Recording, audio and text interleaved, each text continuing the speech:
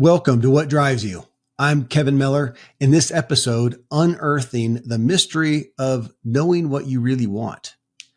So the catalyst for writing my own book, What Drives You, was realizing that what I most wanted for my children was for them to know what they truly want and wrap their lives around that.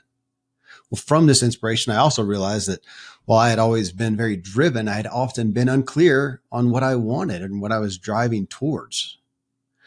As time goes on, I continue to perceive that truly clearly knowing what one wants is one of the most elusive things of life. And getting clarity on what one wants may just be the ultimate success as well. So in this show, I bring on another expert on discovering what you want, Tracey Gee. She has devoted herself to this quest for helping people understand what they truly authentically want. Tracey is a leadership coach and consultant. She's done extensive research and workshops and personal coaching with individuals seeking to discover what they want. And she's got a new book, and it's what caught my attention, The Magic of Knowing What You Want, a practical guide to unearthing the wisdom of your desires. So we sat down to discuss how unaware most people are according to what they want, and then talk through methodologies that Tracey uses to help people. I'm really intrigued by. You can find Tracey's new book. It's called The Magic of Knowing What You Want at Amazon. And you can find her at Tracey, TRACEY, GEE.me. When I'm not having these conversations about human potential, I'm working directly with people like you on their human potential. You can connect with me at kevinmiller.co. Here are a few sponsors. They help make the show possible. Then drive with myself and Tracey Gee to talk about this unearthing the mystery of knowing what you really want and see what we can learn for ourselves today. Tracey, when I got your book across my desk and saw the topic, it is very aligned with the impetus of why I wrote my book, What Drives You. It came from realizing what I most wanted for my kids was for them to know what they want. Yeah. And when I had that realization, that's what took me down the path, and ultimately the book. And I saw obviously great alignment, but I want to see, gosh, what has somebody else, figured out? And you've got a lot of history, a lot of people you've worked with, you've got your own story, and so many you've worked with on this. And as I always do, I found new ideas and new resources and new pathways. So thank you. I'm eager to dive into them. Thank you. That means a lot. Appreciate that. You brought up some different aspects to me. One of them, right off the bat, was you said, this is a quote out of your book, knowing what you want requires thought and practice. Mm-hmm. Okay. Not a giant statement, but the practice part. And I think it stood out to me because I so appreciated, that was the first thing that I read in your book in kind of vetting you and thought, oh, I want her on the show, was the exercise that you did early on where you took 40 days of doing something that you wanted to do. And I actually, again, the quote was doing one thing each day for 40 days for no other reason than wanting to. And in that, you had, walking a dog on a beach that you hadn't done, cooking something special, reading, rearranging a room, planting tomatoes, taking a nap, doing a bike ride. I just loved it. I mean, from right off the bat. But the concept of practicing what you want, that was new. That was new to me. Tell me more about it. I think this really came through that realization, like, wow, I'm kind of bad at this. I had that idea and like, why does this sound so scary? Why does this sound so it's not like the stuff you named. It's all really simple stuff. It's very everyday. It's not fancy. It's not, that big of a deal, but I found all these internal barriers to it. And it left me feeling like, why is that? That's so odd. And I've run across so many other people too, where that's the case, where it's like, it sounds so simple, but it's that like very often well-worn thought of like, yeah, just because something's simple doesn't mean it's easy, right? It is simple. Like focus in on what you want. But for me, for so many other people, that can be a lot harder than it sounds at first. And I think because there's a lot of internal barriers, I think as a woman, it's much easier to feel like it's more practice to answer to other people. Like I know what other people want. I know what other people need of me, but like to really zero in on myself that way, there's like that immediately brings up so many question marks and internal barriers. And it just isn't as simple as it sounds. It was hard to admit that, and to recognize that. Help me, or maybe define a little bit. I listed off some of the things you did. You went for, took the dog on a beach, to the beach, cooked something, read something, rearranged the room. Obviously, things that you had put off in the past, that they were not important enough to do. Because if I just said, oh, okay, so focus on doing something you want every day, I'm going to exaggerate the point. Well, I'm going to come in the house, kick my shoes off, have a beer and watch a game, after work. Mm-hmm. Okay. But if I do that stuff I do every day, and I put that in the category that's just kind of relief, it's not really something, is it something I want? I guess so. Mm-hmm. But this was a different category. Now, as we're going to get into in a minute, it's not some big, gigantic, pseudo altruistic thing. I'm going to go feed the homeless, save the world, whatever either. It was and we'll get into that kind of the desire thing. But how did you frame it in there? It's something that I want, that I haven't made important enough to do. Is that kind of how you categorize it? Yeah, for sure. I think that's a good distinction. And I because I think a lot of times there's like a self-editing that happens. Like, oh, is this altruistic? Is this important enough? There's 10 other things I probably should be doing, if I've got an hour to myself, right? Like that should kind of mentality can be really strong. So I think it was a choice to move away from that and to say, oh, let's put that on the shelf. There's always going to be those things. There's always going to be the helpful, productive, like helping other people type stuff. What's just something that's just in this category of like, it'll feed my soul in a way that this other stuff doesn't. And so I think, yeah, it for sure is that. Well, I like even that distinction. It's not a should. Mm-hmm. So something you want to do. Well, yeah, I could see right away a whole list of shoulds, things that I do. Again, getting to that altruistic thing. Not that we don't want to do altruistic things, but sometimes it has an extra layer of it. So it's a should. Well, the next thing that I thought then, as I was picturing you doing these activities that you outline in the book, was why don't we? I mean, what's the point? Mm-hmm. To some degree. I mean, you can go way down that rabbit hole and just eat, drink, and be merry, and that's all, and party all the time. That doesn't work either. But oh my gosh, to go through the day, I thought about my kids. Would I give them a list and say, today you've just got stuff to do. There's no time for joy, no play. If I hear you laugh, I think you're probably doing something you shouldn't be doing. You should be doing something else. And now I could take that from a spiritual standpoint, with God, depending on who, folks' sure. beliefs, but would God, who I believe, created me, go, yeah, you know what, the whole play thing, you kind of pass that point. Doing stuff that gives you joy. I think I need you to serve other people. It's kind of the context I grew up in. And I don't believe that. I don't see that contextually either. And it was great in bringing me back to, why wouldn't we do these things? Why wouldn't I have something every day, or at least every other day, every 3 days, like going to the beach that you're blessed to have near enough to you that you can go run your dog on? It was kind of a wake-up call. Fair? Mm-hmm. Well, I think we've inherited, I'm sure there's a million reasons, but I think we've inherited this sort of like Puritan work ethic, right? Yeah. You have to be productive. You have to prove your time is worthwhile. And I think that comes out of lovely values. Like, as you said, it's not that we don't want to be about community. It's not that we don't want to give back. It's just that it's kind of gone to this like extreme where it feels like that's the only path. And then it doesn't leave room for play, laughter, curiosity. And I think a lot of times for some of us, it comes out of this like sense of I'm not enough.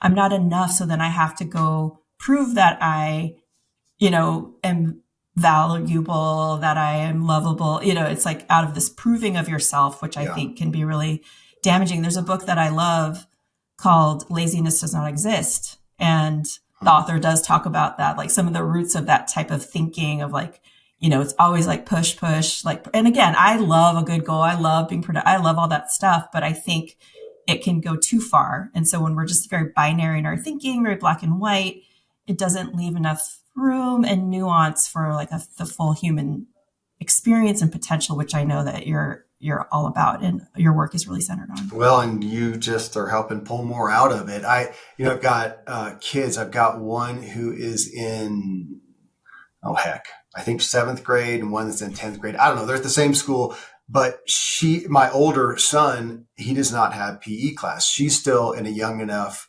grade that they have PE. And so as I was thinking about this, Tracey, I thought, there's a point there when apparently the school says, okay, now you're old enough that you're not going to do PE. So during your day, you're not going to have a playtime, in essence. It's all going to be that. And I thought, where is it that we get ourselves, go through school and college? And it seems like in college, I didn't go, but, people are still, there's some playtime thing, even if it's just, going out for a party or whatever. But then at some point we get out and now life gets serious. Mm-hmm. And is there some point at age 24 or 28 or whatever, where it's like, okay, you know what? All the play is out.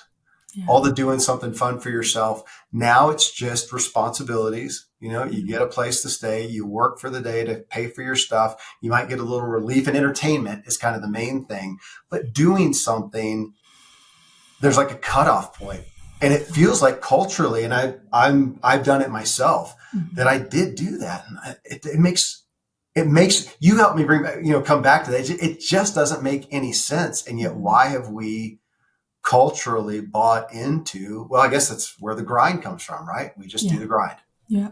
Yep. Yeah. I think you're right. That's a really interesting question. Like what is that cutoff? I want to say you're onto something. Maybe it's high school, because I feel like the messaging changes and it's like, oh, it's serious now. You're mapping out your future. You think about what college you want to go. It gets pretty intense around that. I have kids around that same age too. So one's an eighth and one's actually a senior graduating. And I feel like around that time, it was like, okay, no more fooling around, no more recess, no more, this is like, everything's for your resume. Everything's like, gets real intense fast. It really is. It's even interesting that, so the art that you do, the performing classes that you do, the choir you're in, the sports you're in. Okay. If you're not going to be pro or do this pressure, you kind of let those go. And now you're going to be, is it accounting, law, finance? What are you going to do? And we drop those things, which is interesting. There was, a meme years back that I saw, and it was a guy kind of sarcastically, talking about that he decided to paint. He took up painting. And he says, it was interesting as he talked to people that came up in conversation. He says, yeah, I started painting. How often people would say, oh, are you any good? Mm-hmm. And he'd go, what if I told him I had taken up walking? Mm. Would somebody go, oh, are you any good? He said, no, I just like walking or bird watching or something. And I thought it was so great. It actually was something that gave me permission. I live in Colorado, permission to be a really mediocre at best skier. I just don't care to get any better. I love being above tree line. I like being out with my kids. We laugh a lot. I just don't care to get any better. So if I say I ski, don't ask me if I'm any good. No, I suck. But I enjoy it. But again, back to that, if you don't have some proficiency level, mm-hmm. you kind of let it go and be serious with life, it seems. Yeah, I think that's so true. My kid is to your point, my kid is a rock climber, and he does do it competitively, and he is, great at it.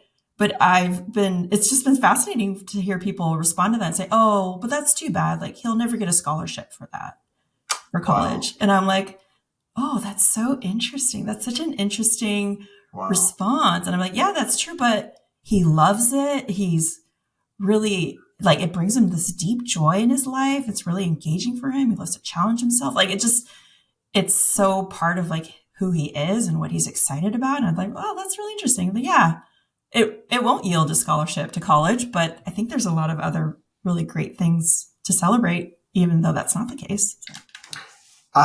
Tracey, I think we're getting close to like 300 people, on the show, guests like you, and that's the books behind me. Mm-hmm.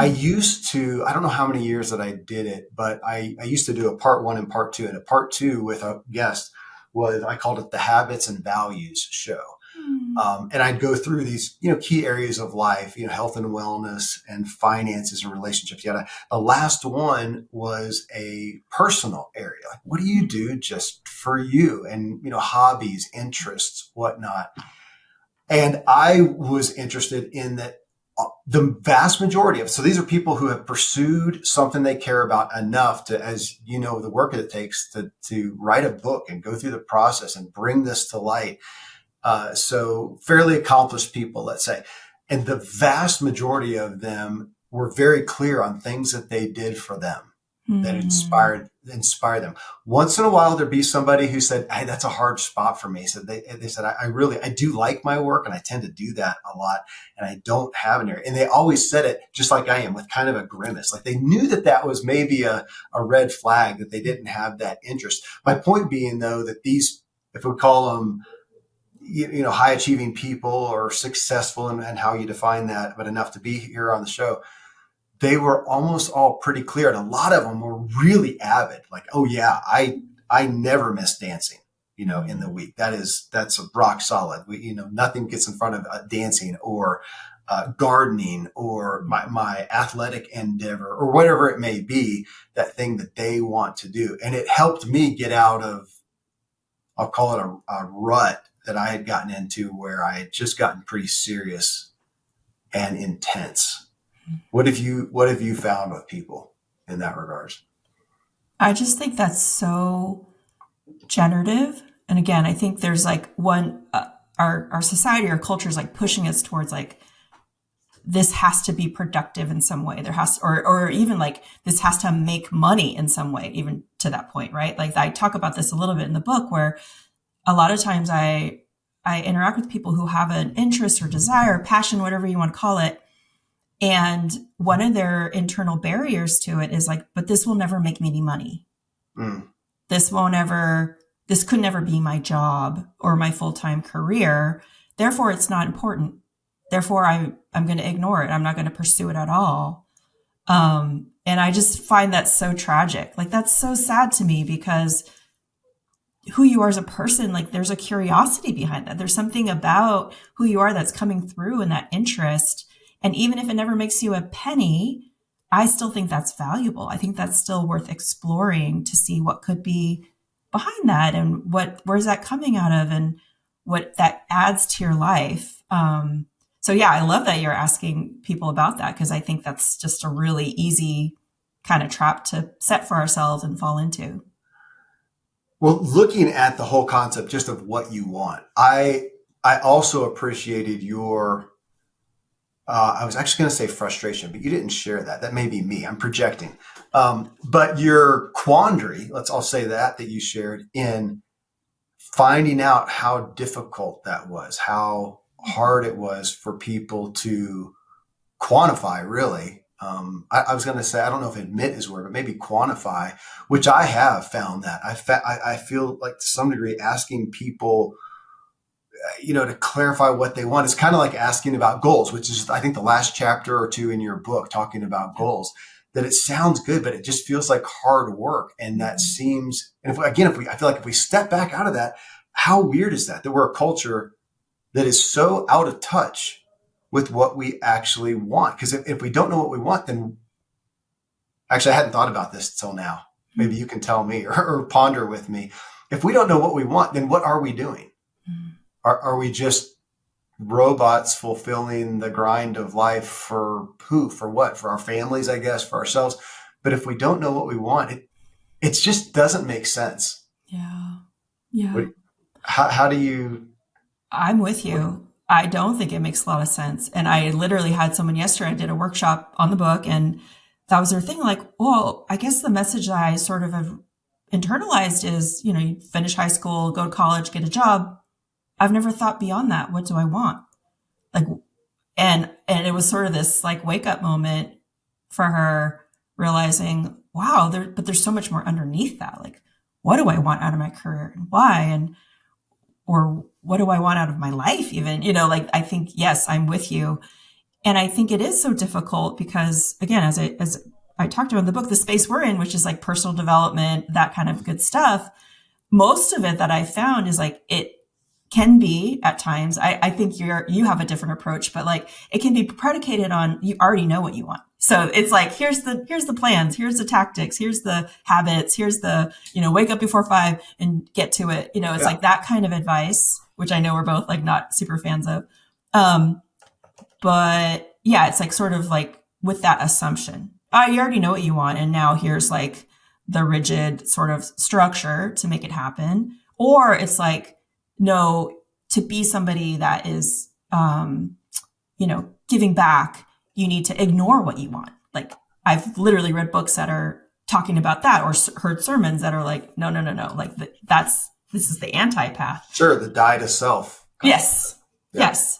So yeah, so I think all of that does make it hard, and it leaves a lot of people feeling like I am screwed if I don't know what I want, because everyone else seems to have maybe figured it out and I'm the only one left out, or that's dangerous and not okay, or that's selfish. Yeah, and I just found so many people that were like, after, again, hundreds and hundreds of conversations, a fair amount, not everybody, some people were like, yeah, this is what I'm clear on. This is what I'm going for right now. But a lot of people who are like, I don't even know. I can't remember. Like, I remember the person who was like, I cannot remember the last time I asked myself that question. Yeah. I think it's been years. And it was like, oh, like it's so easy to do. And I think so many people do experience this, but it also sort of feels taboo to talk about that or to name that, because again, there's this assumption we already all know, or you should know. And if you don't, it's your fault. There's something wrong with you. And that is just heartbreaking to me, because that's so isolating. That's so lonely. And it's just not true to the experience where actually this is hard. This can be difficult, right? So this is where I really have appreciated, like Elizabeth Gilbert, we'll talk about it too. Like passion, that can be tricky for a lot of reasons, right? Because all the life advice is like, find your passion and follow your passion. It's like, well, yes, for some people, maybe that works great, but sometimes that's just really inaccessible. But instead to say like, oh, what are you curious about? Like what draws your curiosity can be such a better doorway, such a better entry. And that's what I was like fascinated with. Like, what's the entry point for somebody who's in this place, who's like asking, like saying, realizing for the first time, I have literally not asked myself what I want for multiple years. You don't just like turn that around by then starting to ask it even, right? Sometimes that's not the most helpful either. So what are the starting points? What are the baby steps? What are the doors you open to start exploring and uncovering like what that could look like? Your comment on passions, I'm sensitive to as well, because our industry and myself included have done some of that purveying of, follow your passions. And now, I mean, I would love everybody to be somewhat passionate about their work. I think it adds a lot to it, but I see people who are passionate about it because it fits their skills and abilities. It provides money.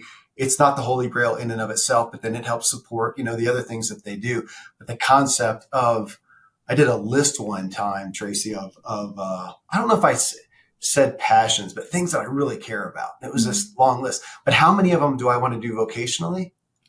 Hardly any of them. They're just things that I want to do. I mean, I love cooking and eating. I just love dinner. I think that's my next book. It's just going to be dinner. I love dinner. I love music and wine with dinner. I love, a show or games or whatever we're going to do with the family. I love the outdoors and running and whatever. None of it is part of my vocation. Well, no, you know what? Let's play with that with it. Is it part of my vocation? Yes, because it makes me me. Yeah. It makes me me. Without those things, I don't know how I would do this. I would be so void inside. Yeah. That it makes me everything that I do, but it's not in and of it's none of those are in and of themselves my vocation. Yeah. I think that's so important, because it's a holistic picture of your life. Yeah. It's not like you're some robot that can just, go into this mode. Like the work that you do, it comes out of your being. It comes out of who you are. So of course, like those things are part of who you are as a human, and that's important and lovely and interesting. And like, yeah, I love hearing you break that down. Well, even like your son, like rock climbing. And again, my kids are my impetus for this. So I've got a daughter right now, and she is art. I mean, just she always has been. and she knows that, and she wants to do it, but she can still have a little bit of, I should do the responsible job thing. And, even as my kid, I mean, she still has that pressure. Well, even to what you said, I don't think you said the word guilt. I think I did. But when you said that we kind of figure that everybody else knows, their thing. Yeah. It's not what I experienced. They may know what they're going to do. I'm going to go to work. I'm going to do this. And they do that, and they're disciplined and driven and yada, yada, or, look to be driven. But if you ask them why, so I'm going to do X and I'm going to make $1 million. Okay. Why? Well, it's $1 million.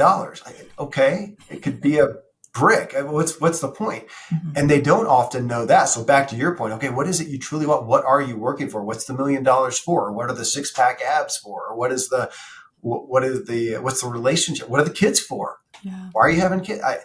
That's where I really am wanting to pull people back to ask the why. And so there may be a lot of driven people who know what they're going to do, but I find they still don't know what they want. And as you said, I appreciate you also just giving gravity to it and said, this is hard work. Mm-hmm. This is hard work. Mm-hmm. Yeah. And it's hard because it's very unique to each person. Because I think ideally your deepest wants, they come out of who you are as a unique person, a unique individual. I get a very fascinating glimpse into this because of my training, because of the work I do with people, because I get to see person to person, like, oh, that's you. Somebody else might be like in a similar field or lane or category, but what draws you to it, and the specifics of what lights you up in that, and why that is for you, and what you don't gravitate towards, and what you should, try to limit. Like, that's all very specific to a person. And I tend to think that our deepest, biggest wants, they need to come out of that place, and they need to be a fit between those things. That's why I use the word alignment really intentionally, because it isn't cookie cutter. It isn't a one size fits all. It's very specific to the person. So even, for your daughter, who she is as an art's actually a great example of that, because art, is an expression of that unique artist's being, like who they are, their perspective, their point of view. And that's what's lovely about it. And I think we all have a bit of that in our lives, even if we're not as talented as your daughter. But yeah, I think it has to be that unique. And school is like an interesting thing for me to think about as a parent, because it's not really geared towards that. It's like, here's the way to succeed in this system. And here's like the paths that are okay. And here's the boxes we want to check. But I don't see a lot of support around, but who are you as an individual? Who are you as a unique person? What's right for you? Like, I've really been thinking about this a lot, like with the college search, because some of the best advice I've heard on that from college counselor types is like, there's no best school. There's no best college. This is very contrary to how I grew up or was raised to think.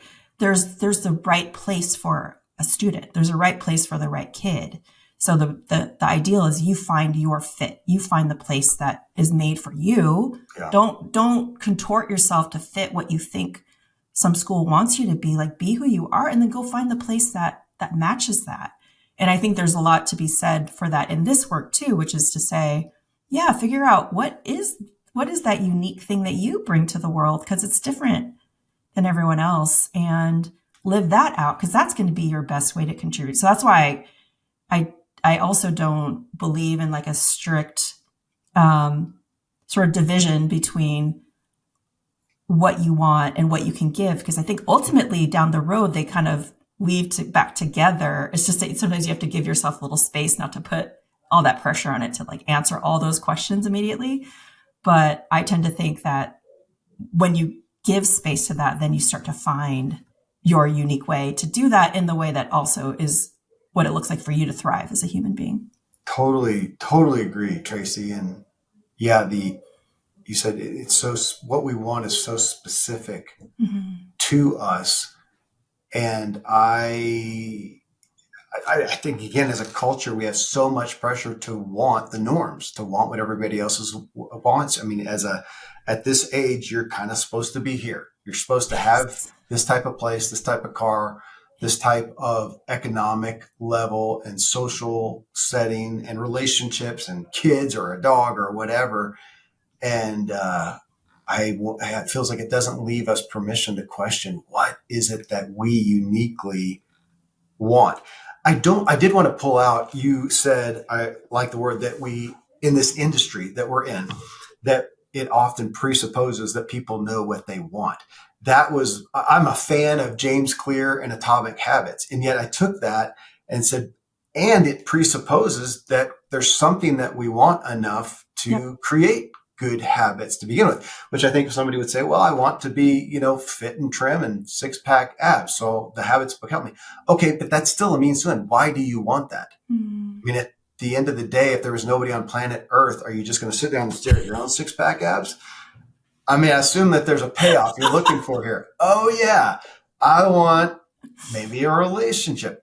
Okay. And so you think six-pack abs, when they may help you, depending on, who. So the goal is actually a relationship, or you always want to be on the cover of a fitness magazine, right? There's some payoff that we're looking for there. And so I appreciate you saying that so much, I feel like so much of our industry does. We presuppose that people know what they want, even those concepts. Here, I'll ask you this, because I have grappled with this a lot. There's a lot of messages about kind of coming back to who you are, coming back to what you want, coming back to your truth. And I'm thinking for myself and for most people I know, they never knew themselves or their truth or knew what they want. This is like an initial discovery. So even I want your your real feedback, because I think even if we look back and go, what were you prone to do as a kid? That some people know. I do. Mine was pretty clear. But I just realized people even my age who look back and they go, dude, I don't know. Life was chaos. Maybe it was the home life was X, Y, Z, whatever. And they didn't know. And so when I asked them, even as a coach, or a consultant, to go back and what were those things, I found people and they don't know. And I'll admit it's much more difficult for me to work with them. What have you found? That's wow. That's really hitting me. I think that's so real. And I would say, I don't know the origins of your story, but I know some things. But yeah, I think for me, what drew me to this work was like I was craving like that knowing for myself. And I think there were like hints, there were pieces, but I don't say that I think I came to this much later in my life. It was like around the time that I had already, been in my career for a while and I knew some things, but that deeper knowing. Can I ask? Yeah. Can I dig it? Sure. So childhood, was it, so why? So if you look back and go, not sure that you had exposure to tapping into your key or core wants as a kid, why? What happened? What was happening?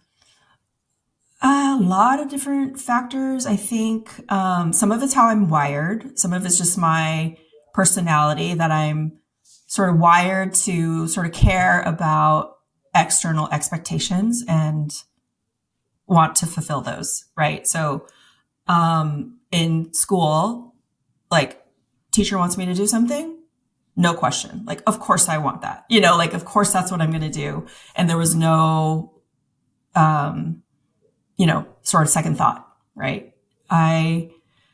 My kids are not quite wired that way. So I'm like, oh, that's interesting, right? Like they want to know why. Like, is this busy work? What's behind this? Like, they're not down for that. But I'm always like, wait, extra credit? Like, yeah, of course. But my kids will sit there and do the calculation like, okay, but if I already have this grade, like, why would I do that? And I was like, what? Like, that's such a weird thought.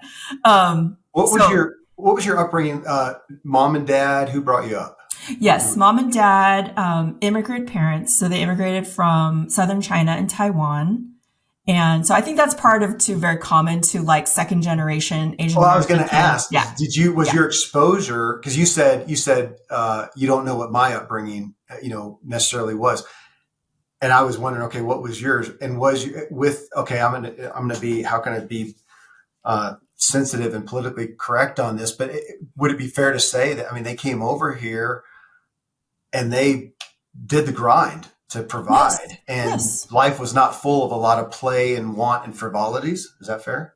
Absolutely. I mean, they grew up through war and through trauma, Yeah. and, they just had a very different, so I have all respect for them, but it was very much survival mode. And even coming to this country, my dad, when he went to grad school at Stanford, that's how he got his visa to come to the US in the mid 60s. And, Wow. he was living on $1 a day to feed himself. He was like, barely had enough to get by.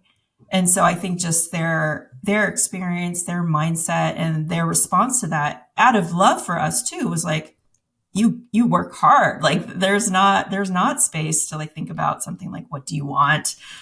That's irrelevant. Like, you're trying to survive, you're trying to make it. And I think in their, that's what it meant for them to be a good parent, was to try to pass that on to us as well. So, and I respect that. And I also was like, as someone in my midlife, being like, yeah, but also is there some other side too, right? So that's where like That's what I was asking. So you didn't have exposure to that. So you find yourself later in life going, okay, maybe there's room for more than just, you said survival a couple times. And Mm-hmm. I look at kind of existing, we do so much Mm-hmm. just to exist, but not thriving necessarily, which may be a privilege.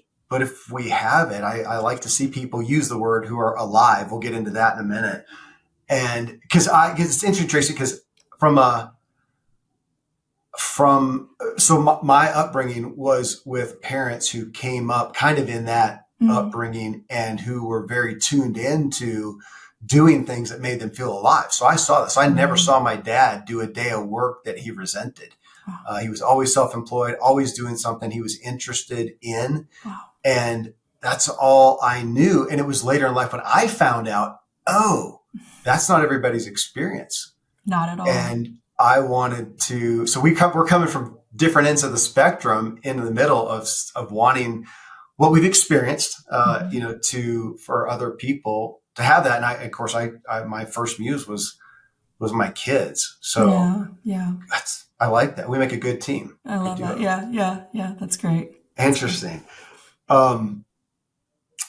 Back to the industry. I even wrote that down. You stole the thunder, or you brought up the thunder of what I wrote, that we spent so much time inspiring, equipping, 7 steps to this, 5 steps to this, without the core of what is it that you want. And I find without that, we either aren't going to achieve X, or we are, but burnout, bitterness are going to be the results of that. And now back again into like all the folks on the books behind me, these inspired people that have been on the shows. And I think they're almost sometimes so in tune and at peace with their wants. I think there's been sometimes in the past where I struggled with it, maybe even judged it a little bit, especially with the overwhelmed lifestyle that I did exist or did create for myself, where even though, as I say, being in touch with those things that light you up and passions, I still put myself into a grind where for a while I forgot. Mm-hmm. And yet, who do I want to be around? I want to be around Tracey, who's smiling and lit up because she's enjoying her life. And I think we as a culture, that we don't take that in and go, ooh, that's what the kind of person I want to be around. Am I being that person? Mm-hmm. Feels like permission's a big part of this. Yeah. Yeah, I think so. And that's what I hope comes through in my work and in this book, was I wanted to say it's more possible than you think. Yeah. Right? There's realities to life, obviously. There's limits, there's hard things. Like, of course, this is a privilege to even delve into these things, but there's more of it possible than we sometimes give it credit for. Because that's the other thing I see people do is, yeah, I can want this thing, but it'll never happen. So what's the point? Like, why would I waste my time? Yeah. Like, yes, some people get to live lives where they're lit up and they love what they do and they're inspired by it, but that's not me. So, and they just cut off the conversation before it even has a chance to start. Yeah. And that's what I think I'm trying to counter, is that sort of attitude that's like, but give yourself a chance to see if that might be much more possible than you think. Because I really believe it is. I want to hit on some of your, I'm going to call them your methodologies, for this. And I mean, again, I have a book that was written on this topic and I have methodologies in there, and yet they're mine. They're what works for me. And I think we all know by now, hopefully everybody listening, that as you said, it's so individual. It's so specific. If we were on, I'm going to keep picking on six pack ads because it made you laugh. If we were both sitting here selling people on how to get six pack ads, you probably have a methodology that's different from mine that works for you, but it doesn't work for everybody else. And I got mine over here and it helped me and it doesn't work for everybody. So for the folks let's be candid here. Folks listening, you've read What Drives You and it didn't like fix everything for you. Here's some more ideas. Literally, here's Tracey's got the things that I really like. I want to ask you to unpack them. I really like, and this does go to kind of the looking back. So if you're someone who maybe like you talked about, Tracey, who's not real clear on looking back and being able to see clear wants, even as a kid, you weren't exposed to those. That's an issue. Maybe we can address that. But I think for those who do have some inklings of that, I really like you gave surprise, inevitable, and fulfilling, and you went through those. And I really can you give us kind of define that, kind of unpack that surprise, inevitable, fulfilling. I really liked what that. I really like that concept because I can look back on my own life and I can go, oh yeah, it totally makes sense. I love how you framed it. So unpack it a little bit for us. I love that you picked up on that. Well, that thought is not original. It came out of my listening to an NPR podcast about pop culture, and they were talking about what makes for a satisfying ending to a story. And they were talking about TV shows, and they were saying there's this like narrative formula that writers know that they follow for a good, solid conclusion to a story is that you want it to be surprising and inevitable. So surprising in the sense that like, ooh, that wasn't like you couldn't read it from the start. It was a little bit unpredictable. It was like a little bit of a surprise, but also inevitable in the fact that it makes sense. And then when you look back, you're like, oh yes, of course, this makes sense. This fits. This ties together. And I loved that so much because it was perfect words to describe what I was noticing happening for the people I was working with when they would finally land on and discover like, this is what I want. This is what I want for this stage of my life or big picture or for like a specific area. And it was like that light bulb that goes off and it felt both surprising and inevitable. Like, yes, of course, that's right. That makes sense. I love it. Even watching it, I love it because I've done it with myself and I've done it with my kids or done it with clients. I love that with somebody who's looking for their purpose. And then you start picking at stuff and find these threads and put it out and they're like, holy crap. And the light comes on. Yes. So keep going. Exactly. Right. And you're like, it's kind of a shock and like, oh, I didn't totally know, but when you look back, you're like, oh, it makes perfect sense. Literally just had this moment. So to use my son as an example again, one of my friends was, we were talking about his rock climbing. She's like, I remember when he was a toddler and he would climb up the door frames in your house. Like, remember he would just do that and hang out like that? We should have seen it coming. And I was like, exactly. I never knew there was a sport for this. I missed it. But when you look back, you're like, oh yes, of course, this makes sense. But again, for people like who are trying to figure out what is my purpose? What do I really want? What am I going to give my heart and my energy and my time to? I think oftentimes when they do land on that thing, it does feel like that. It feels like this wonderful mix of surprising, inevitable. And then I added the fulfilling because I think that's where you've found gold. I think everyone has that gold in their life. It's just not everyone has done the work to kind of dig it out and excavate it. But when you do get there, I think that's the best way I can describe what that feels like. And it's so lovely. Like, yeah. So to see you light up and you're like, yeah, you know exactly what I'm talking about. You watched it. You can watch it happen on somebody's face and to be able to say like, oh, of course. Like, yes, those were the clues back then, but you didn't quite know how they were going to fit together. And then when you do the work to weave that all together or to find it, it's the best.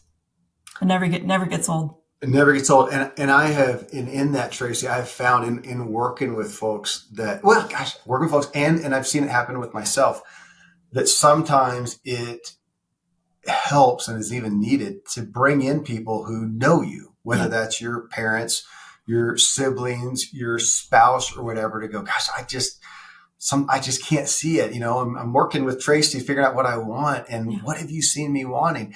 And I love seeing that, where you'll have a parent or a sibling or a spouse go, oh my gosh, you always gravitate towards X. You did that, as a kid, or I see you do that anytime we're in XYZ social gathering, and they see the threads that we don't. And I have been helped. I was helped when I wrote my book. So where are we at? I don't know, when I was writing it 3 years ago or whatnot, working with my brother. Mhm. Now, I hired him because he's a brand expert, and we were working on it, but then he's also my brother. So as we're going and kind of writing the story, he's like, dude, what about the fact that you were a pro cyclist? That's not even in here. Yeah, that was a long time ago. You were Superman. It was the stuff that you did, and he helped bring it back. Mhm. And how and then he said that extrapolates to what you're doing Mhm. now, and it connects with people. Like, gosh. So it happened, Yeah. it happened to me so much. Yeah. So to bring in other people, I love that, to help us with those threads, especially if we're unclear. Yeah. That's so great. I love that in your bio. I love that he was like, don't miss this, because that's what happens. Like you're too close to it sometimes. Like it's Yes. you, it's your story, it's very personal, but you sort of like take things for granted, or you make these assumptions.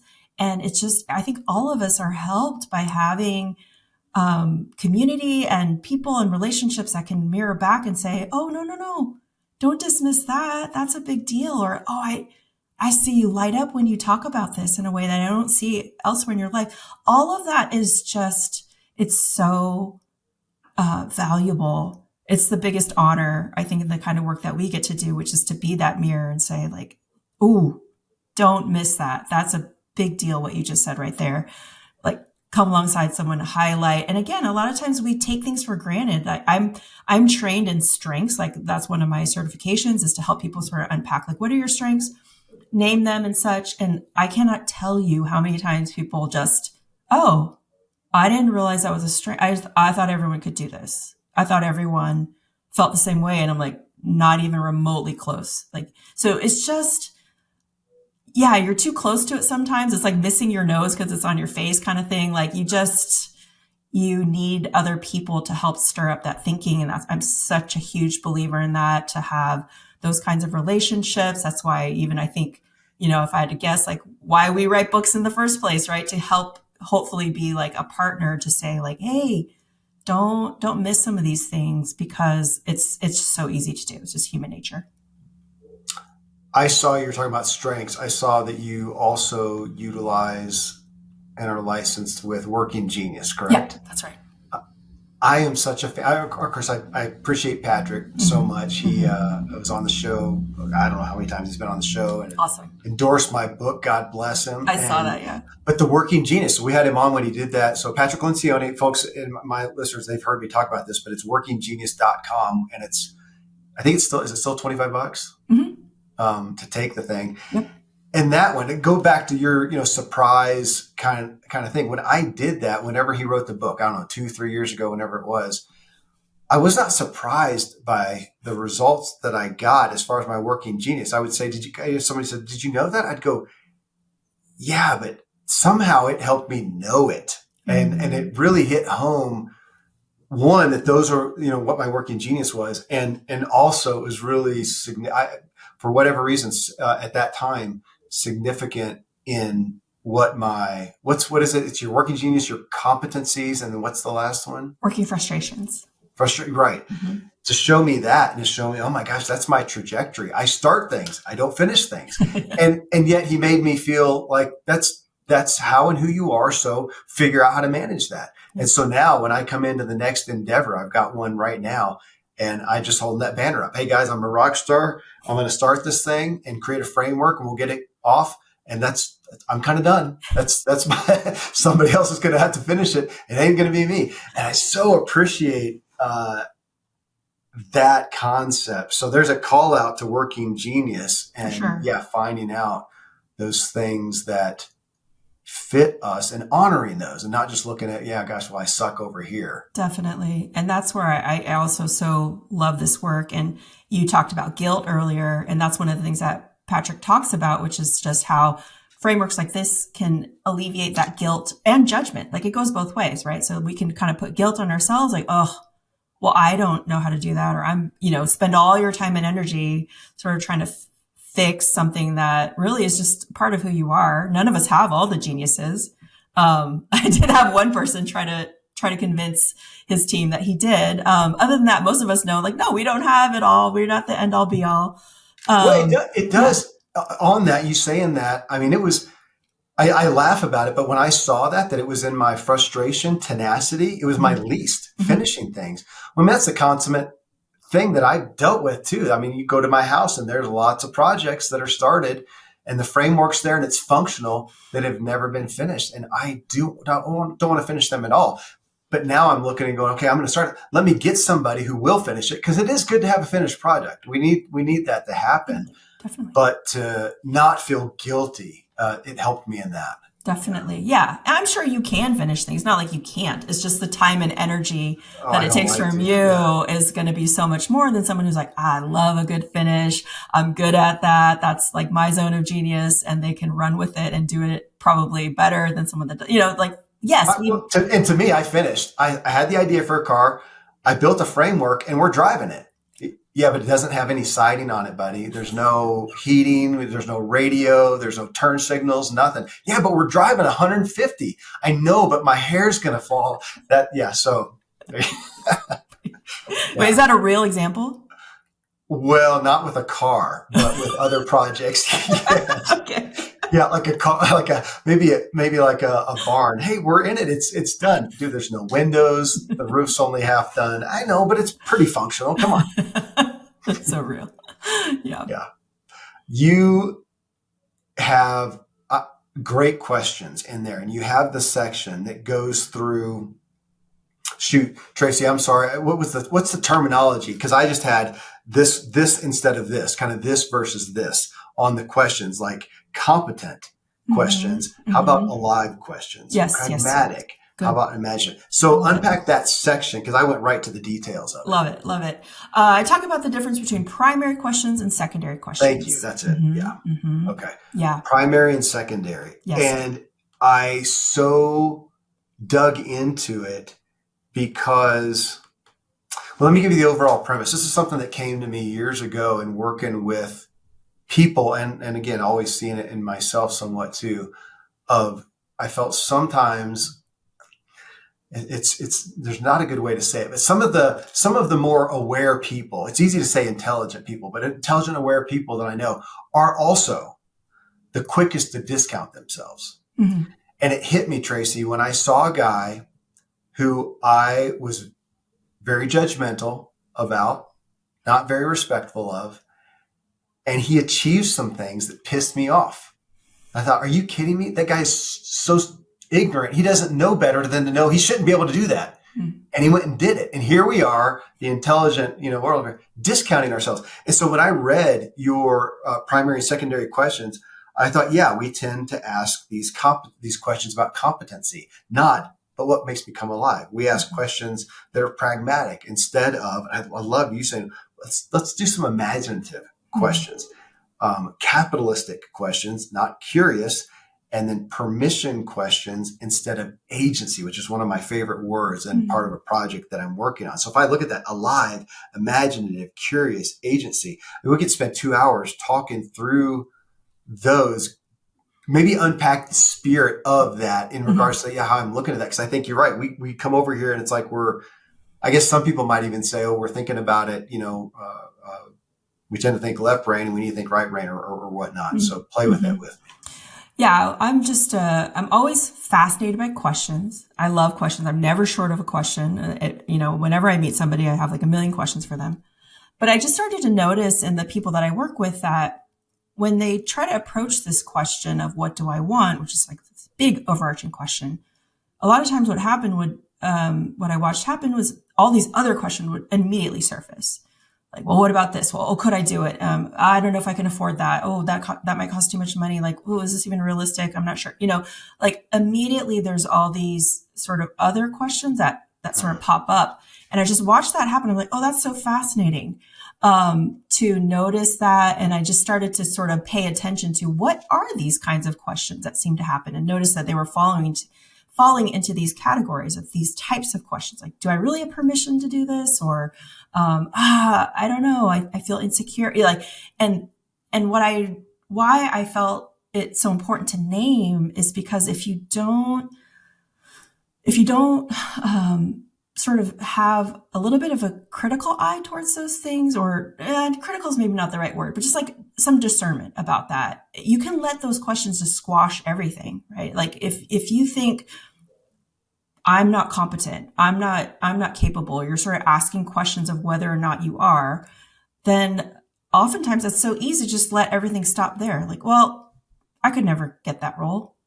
I could never do that thing. I could never start this project. Like you're sabotaging yourself from the get-go. And I'm like, yeah, I get it. Like that's real. There's some important dynamics. I'm not trying to tell people to be delusional about themselves, but I don't know. I just noticed, again, I think a similar kind of person who's just so wired to, in the name of being thoughtful, in the name of being like careful, they just shut everything down. Yeah. But that needs to come later. I'm not trying to pretend that's not important. That's why I call them secondary. Like, yes, there's a time and a place for some, not all, some of those questions. But you have to start at a different place. You have to start with, but what do you love? Like, what makes you come alive? What lights you up? What's that unique place that happens for you?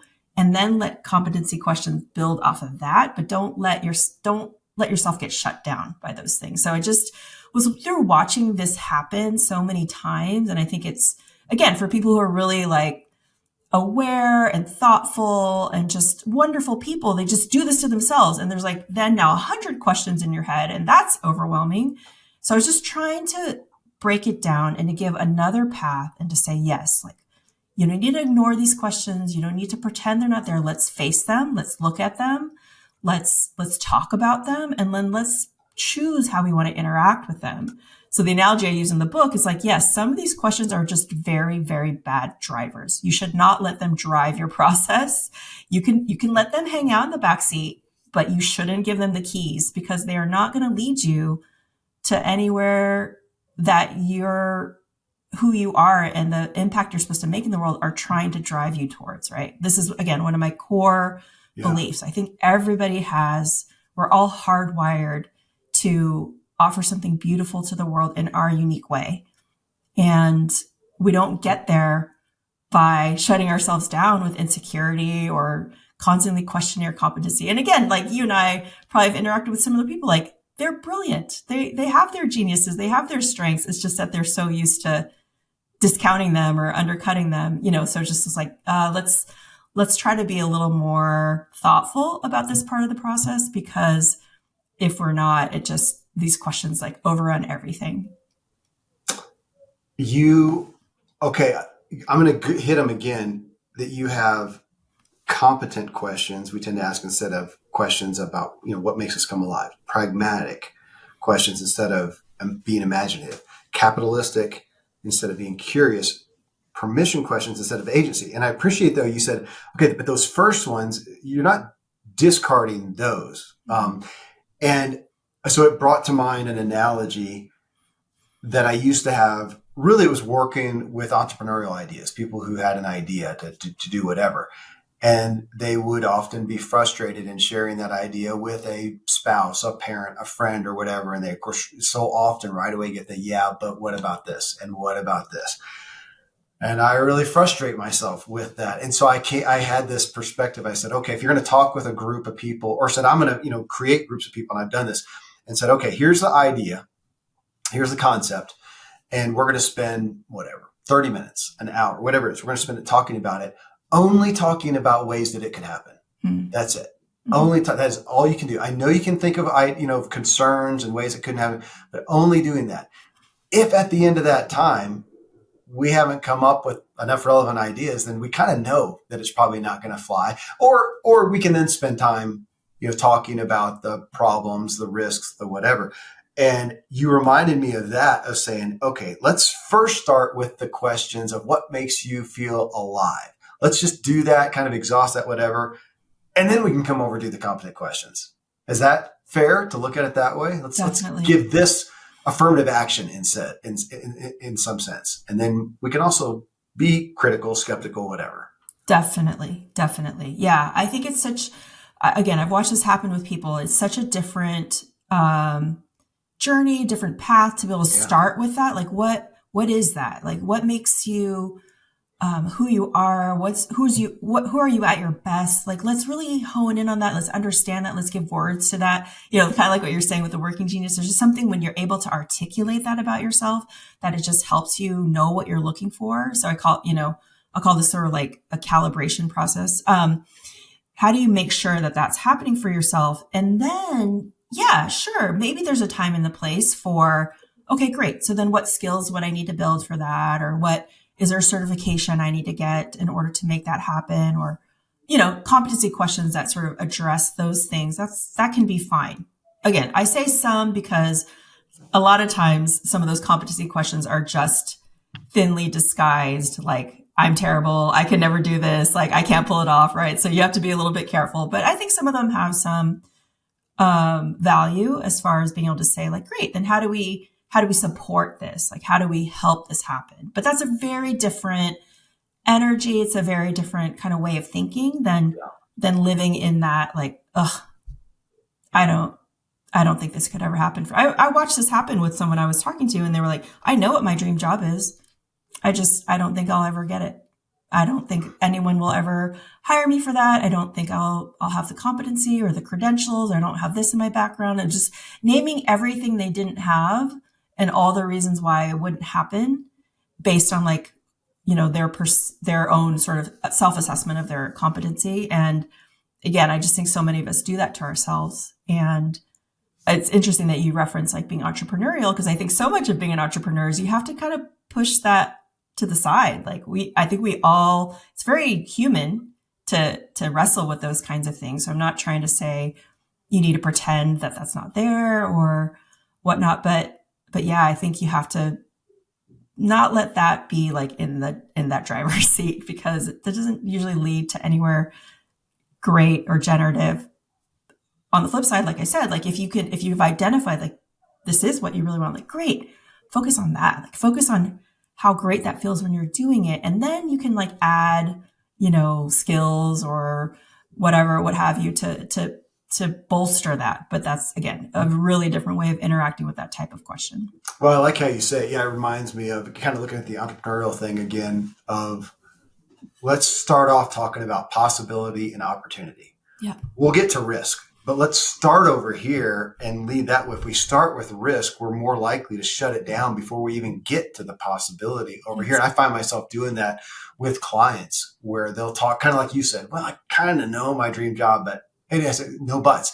This is the free, full permission brainstorming session to just throw stuff up, see what sticks. And it's my job to help you figure out how to make things stick. So you are not allowed to shoot it down, right now. Yes. And I think it's human nature, for sure. You already mentioned this before, that you like the word alignment. I do too, for multiple reasons, though I got to admit it goes to, what drives you, driving and alignment. So it's a good one there. But I love that, right? I actually have a car that I just drove a couple hours away with one of my kids and saw that it was out of alignment. I know that means the tires are going to wear poorly. I'm kind of having to put some pressure on it. So I like that. But you have, and really it's I don't know if it's the bulk of your book, but at least the second half is on these concepts of authentic alignment. And you've got 4 headlines here that I want to walk through with you. I want you to unpack a little bit for us. And one of them, you mentioned it a minute ago, is calibration. And the kind of the what makes you come alive is that the main focus of it? Definitely. Yeah. What makes you come alive and what doesn't. So, and I really encourage people to delve into their past experiences, because I think that's some of the best data, for lack of a better word, that you can have about yourself and your aliveness is to look to the past. So sometimes That's where people can get stuck too, is they try to think about that like in this theoretical sense or sort of imagine it into the future. And I would say if you're somebody that struggles with that, start by looking backwards first. So I think you encourage this too. I've heard you talk about this, like look into your childhood. But what I'm always trying to help people figure out is like, what are those experiences in your life where you were alive and you felt great and you felt energized and you felt at your best? I usually tell people, start with like 3 to 5 and name them, look at them really in depth, notice the specifics, notice the details. Sometimes people will tell me like, oh, should I be looking for something like more generalized? I'm like, no. The specifics are great. Like if you can really dive into that, that gives you so much wonderful information about what aliveness looks like in you. So again, back to that whole idea of like, we do this and we all do it sort of uniquely. And your clues as to like what that looks like is to look at the past, because this isn't a theoretical thing. You have to delve into your real experiences, I think, to get the best window. And then conversely, what doesn't light you up? What do you need to be careful of? What do you need to limit? Because again, a lot of times, this is where I'm a huge, I loved it when Working Genius named like competencies. That was language I had already been using as well. But the idea of like a strength, like a true strength in your life should be something that also brings you joy, that also brings you energy. And a lot of us are walking around and we talk about sort of our strengths as everything we do well. But what happens then, if you keep it that general, it's not helpful, because what a lot of people do then is they have this sort of big bucket of everything I do well that's my strength. So I should do more of my strengths because we've heard this teaching. But they haven't done a deeper level to ask like, okay, but some of the things I do well, I love and enjoy and bring me life and make me feel amazing and make me feel like I can't wait to do that again. And some of the things that I do make me want to die, make me tired, make me want to take a nap, and make me hate life. You should not call those things your strengths, even if you do them well. That's a competency. Yes. Or a frustration in the Working Genius, right? Those are things maybe you can execute on them. Maybe you can get to a strong outcome. And other people might even look at you and be like, great job. You did that so well. What a strength, and you're like, but your internal reality is that it's very depleting. So you have to be really careful. And that's where I really encourage people to be specific, because that level of detail and nuance, you have to know that for yourself, because that's also unique to us. So for you, it sounds like, that finishing, that like highly admin stuff, that's just never going to be your thing. And can you do it? Yes. But it's going to take you 10 times longer than someone else that loves it and is like wired for that. And even the competency area, galvanizing is one of those. So that was in my competency, which galvanizing. So for folks listening, that's how would you say that? It's kind of like rallying people is how I think about that. Yeah. I can do that really well. Mm-hmm. So when it comes down, if you want it done, I can do it. I do not enjoy it. It drains me. And I had a business. It was my business. Nobody was forcing me to do that, but that was a big part of it. And I burnt myself out and actually stopped the business that had helped a lot of people. It was really good, but that was one of the key areas. And I didn't get it. I wish I had taken Working Genius back then to realize, okay, I'm good. I have a really high competency at doing that. I'm really good at it. Yeah. And I didn't even get it to myself because I was not open, or I was not aware of myself, that it just drains the fire out of me. Yeah. And that's so real. And I think a lot of us have experiences like that. All of us can name those things. And I think, again, that's why it has to be alignment between that inner reality and your external circumstances. Because I'm sure other people were like, thank you so much. Like, you did such a great job. Like, they can only see that like external reality, and you're probably getting tons of kudos, rightfully so.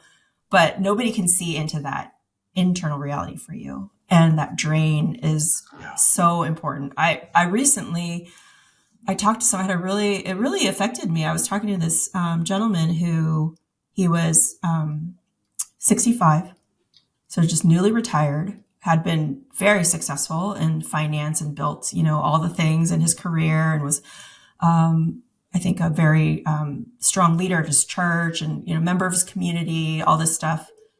And we were talking about this question and having a conversation about these topics. And he was really wrestling with like, I'm beginning to realize at this point in my life as a 65-year-old person,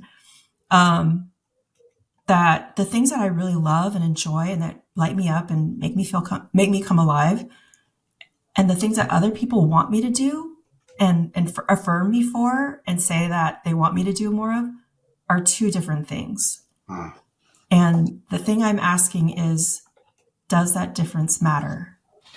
Almost like a permission, like, is it okay for me to focus on what makes me come alive? Or should I keep going with this other thing of what others expect of me, or what I've always been, praised and affirmed for, or what's, garnered me success? And at that age, I think he was sort of awakening to like, I think I want to live this next chapter of my life leaning into what makes me come alive. And I was like, that's beautiful. That's so important. And I think all of us need to give ourselves that permission or grapple with that. Agreed. Thank you. I love that piece. The next one that you have, again, this is under authentic alignment. So that was calibration. The next one is expansion. Mm-hmm. And my notes are, how do you spark imagination for possibilities? Yeah, definitely. Tell us more. Yeah. And, for this, I think that, again, a lot of our energy sometimes is if we start to try to ask ourselves what we want, the immediate energy is like, okay, but let me limit that. Let me make that as small as possible. Let me fit that into like as tiny of a little corner as I can. And I think what I've tried to do in this stage with the people I'm working with is to say, let's hold on that. I think I heard you mention this. Like, I think you do this with people too. Like, let's not cut things off too soon. Let's just give a little bit of breathing room. Let's give some space. Like, what could be possible? What's your imagination taking you to? Like, how do you open up creativity? Like, all good creativity, like, it has to kind of come from that place, right? You can't jump too quick to the end thing. And so I think that, this is like reserving some space to say, do you honestly really want? What could you give yourself a little more room for that? What would it mean if you were to be a little more expansive in how you treat this part of your life versus trying to minimize and shut it down because you don't think more is possible? And I think that honesty in this stage is really important. And I heard another author, her name is Emily P. Freeman. She's fantastic. She says this thing about like, look, you want what you want. Like, whether you're going to be honest about it or not, like, it's there. So you might as well be honest about it. You might as well just face it, get it out on the table because it's there and you're responding to it. And I think that's so smart.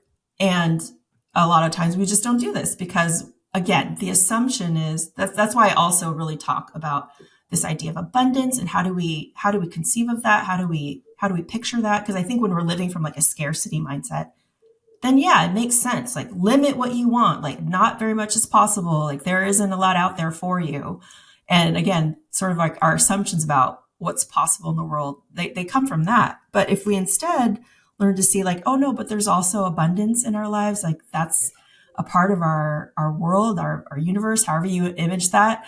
And therefore then you can interact with what you want really differently. So there's an exercise I have in the book that I didn't initially invent, but started like sort of edited for the people I was working with, which is just like write down 100 things that you want. And the first time I saw that, I read that in a book. I just thought that's so cool. I want to do that. That sounds like so different than how I normally live my life. That sounds really fun. I love making lists anyway. So I was like, let's do this. Right. And a lot of times when I tell people to do that, they're like, they either love it or they hate it because they're either like, oh, that sounds really fun. That sounds really engaging. Or they're like, that sounds terrifying. I have no idea what I would put on that list, or there's no way I could get to 100. The genius of it isn't that, again, somehow you write down 100 and it like magically makes it happen. But it's just like, I love it because it's such a different energy than how we normally treat what we want, which is like, again, limit, minimize, shut it down. And this is like, no, lots of room. lots of space. If you're trying to get to 100, like you can't edit yourself. You can't like, oh no, that's not important. It's like big, small, everything and in like your between. 40-day, what we started off with, the practice of it, the exercising of it. I love it for that reason. Yeah. Yeah, definitely. That's a great tie-in. So yeah, I think this idea of expansion is like, let's explore. Like, what's out there? What could be possible? What really grabs your heart? What really grabs your attention? And it's very tender. It's very vulnerable a lot of times for people to do this, but I think it's so important. You also mentioned Emily P. Freeman, who I appreciate. So she was on the show. Oh, awesome. In this last year with her new book, How to Walk into a Room. So if people heard you say that and it rang a bell, she was on the show. Well, the next one then you've got is experimentation. How do you turn curiosity into clarity? Tell us more about that. Well, this is where, again, I think it's so easy to sort of assume. So again, say you're somebody that wants to figure out what you want. So it's so easy for a lot of us then to go, okay, great. Then I need to sit down. I need to figure it all out. And then I can move. Then I can take some action steps. That is maybe one of the least helpful ways to think about how that works, because then what happens is you just get stuck in a cycle of thinking and thinking and thinking and trying to figure it out and try to plan for this and that. And yes, I'm a huge fan of reflection, doing that deeper thinking. I'm all for that. Obviously, like, yes, that's a lot in the book, but there are just some questions that are not thinking questions. They're doing questions, and you'll only get to the clarity that you want by trying on for size, by giving it a shot, trying some things. And again, I think sometimes people also shoot themselves in the foot because they sort of have an all or nothing approach, right? Like I use this example in the book of like someone who made the most drastic life changes you can, right? Like moved cities, changed industries, like started over. And I'm like, yes, we all know that story, and it's amazing and inspiring when you hear those examples. But like not everybody feels like they can do that or wants to do that. And so I think then the trick is to shrink the size of what you're doing to fit what you have capacity for, and to trust that that's going to lead you to somewhere good. So I think that experimentation is, it's all about that. It's all about figuring out the right size experiment. And I use that language very intentionally because, again, the questions that I'm talking about with people, like you can't know that by sitting in your room for 8 hours. Like you're not going to get any clearer. You need to go have a conversation with somebody. You need to go try a project. You need to go do some research. Like take an action step. That's gonna give you much better clarity than just trying to think it out. But a lot of times that's not how we conceive of it. I'm not quite sure why that is. Maybe that's a right brain, left brain thing. I don't know. Maybe you have thoughts on that. Yeah, I'm not sure either. I just am such a fan of curiosity, and I had a discussion, I can't remember, the past couple of months with some other podcasters, some folks with good sized podcasts, and they were being kind of critical of, everybody wants to start a podcast these days, and you literally can hear the question of, I want to start a podcast. I'm trying to figure out what it should be about, and I'm thinking that our podcast came from things that we were curious about, that we did start a show or we wrote a book about it. And I put so much value on curiosity that, and kind of a red flag that if you're not curious, I'm kind of question that this is the path for you. Mm-hmm. So yeah, again, permission or inspiration for curiosity is what stuck out with me as I read the section in your book. I so appreciate it. Well, and then the fourth piece of this is all for folks. This is all under authentic alignment. We got calibration, expansion, experimentation, and the next one is integration. Mm-hmm. How are you being invited to exercise agency with your desires? I love the term agency. It's a big part of a project that I'm doing right now, but tell us more. I do too. Yeah, I think this whole step is about trying to mitigate against, I think, the mistake that sometimes people can make too, which is not having enough nuance in how they think about the outcomes of those experiments, right? So you run these experiments, you try some things. I think a lot of times what I have seen for folks is that they don't go back and learn from it, first of all. So maybe curiosity started them down a path, but after they've engaged or spent some time, sometimes a lot of times we're just sort of programmed to move on to the next thing. Like, okay, great, that's done. On to the next. That's very, I think in this like sort of fast paced sort of hustle culture that we're in, that happens. So sometimes people don't ever stop to look back at all. And even if they do, I think sometimes the read on it can be pretty black or white. So I didn't get the job. That was a terrible failure. I talk about that in my book, right? That's about some of my personal story. Is like, I really wanted this one job or thought I really wanted this one job, went for it, didn't get it. And I was crushed. And it was like, that was total failure. But it wasn't until I learned how to take that a few levels deeper and to look for more nuance in it and to say, okay, but what does this tell me about what I really want? Oh, actually, it's telling me a lot. It's telling me I want these 4 or 5 very specific things that I thought this job would give me, but I think actually I'm going to end up building that for myself as an entrepreneur. Like, and I love this even better, so it was just like learning how to interact with some of these common outcomes, I think is so important. And a major one that I talk about in this chapter is just grappling with disappointment. That's so much in my story. I see it so much as just like a fear. Like people are so scared. Like I can't delve into what I want because I'll probably just end up disappointed. And I'm like, okay, but that's not an ending point either. That can give you, I know it's terrible and it's really painful. So I'm not trying to minimize that, but that can also give you a lot of really great information about what you want, because that disappointment, if you learn how to work with it, it can be very creative. It can be very generative. But not if you're just glossing over it and saying like, okay, success, failure, just like kind of quick thing. And so this chapter is all about that. It's all about sort of the art of how do you read the outcomes that are happening in your life, but with some extra layers of thoughtfulness, of attention, and sort of always circling back to what is it that you really want? What are you learning about what that looks like in your life, and what that means to you specifically? Because all of that, it is giving you messages, but sometimes the message that we take away is like too fast, and we're helped by going back to it like another round. It works both ways. Sometimes, like you mentioned, burnout. I think burnout is oftentimes like you've succeeded your way into something that is terrible for you. Like, right? That's often what's happening. Yeah. So even success on paper, someone can look out from the outside in and say, wow, great, success, promotion, great job. And it doesn't fit what you really want, who you really are.